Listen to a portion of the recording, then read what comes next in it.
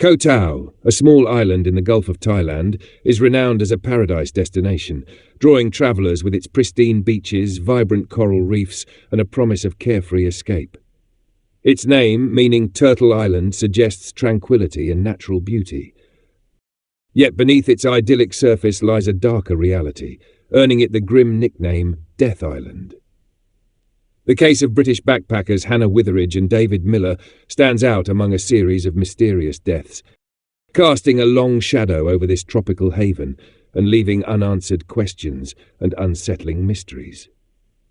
Hannah Witheridge, 23, was a bright student from England who had recently completed her degree in speech and language therapy. Known for her cheerful personality and love of animals, she was on a short vacation in Thailand before beginning a new phase of her life. David Miller, 24, from Jersey, had just graduated in civil engineering and was on the brink of a promising career. Both were vibrant young travellers, seeking adventure and relaxation in Southeast Asia. The two arrived on Koh Tao separately in September 2014. Hannah travelled with friends, while David explored the island with his own companions. Both stayed at the Ocean View Resort, a collection of bungalows on picturesque Sairee Beach. It was there that they met, quickly becoming friends as they enjoyed the island's nightlife, beachside bars, and famous moon parties. On the night of September 14, 2014, Hannah and David were last seen at Chopper's Bar, a popular spot among tourists.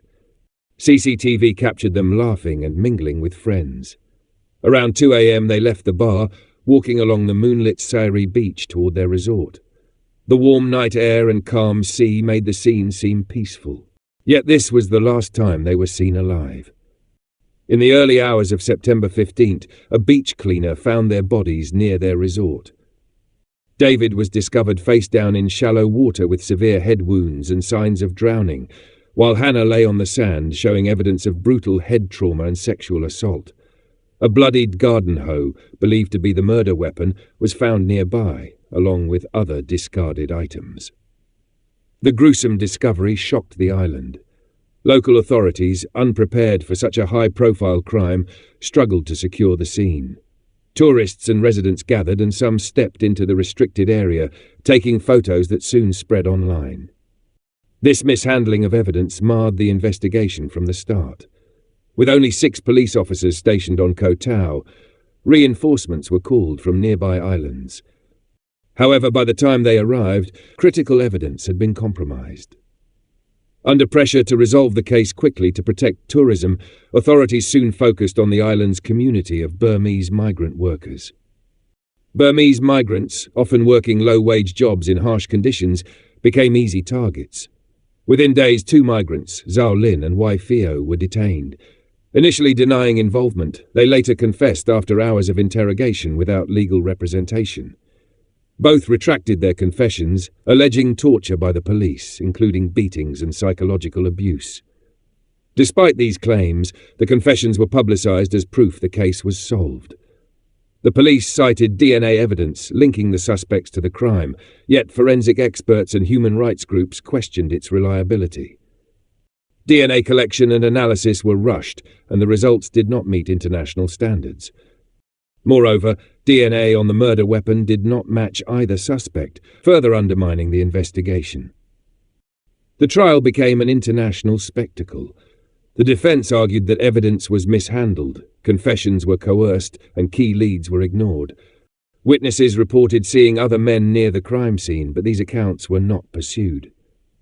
Allegations of police corruption and the influence of Koh Tao's powerful local mafia, which controls much of the island's economy, emerged, suggesting a deeper cover-up.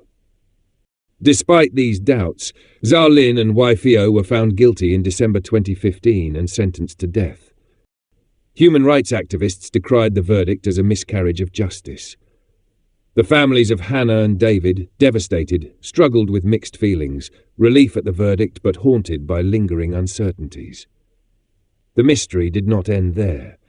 In the years following, Koh Tao's dark reputation grew as more tourists died under suspicious circumstances.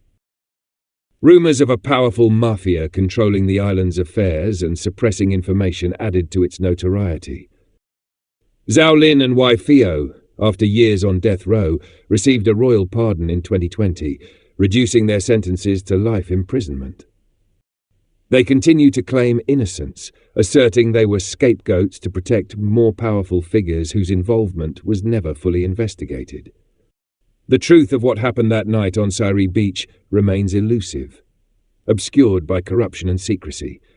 The deaths of Hannah Witheridge and David Miller are a stark reminder of the hidden dangers that can lurk even in the most beautiful places. Their story is one of lives tragically cut short, a flawed justice system, and the dark side of paradise. Koh Tao, once a symbol of idyllic escape, now serves as a warning, a place where the sun shines bright, but the shadows conceal secrets that may never be revealed.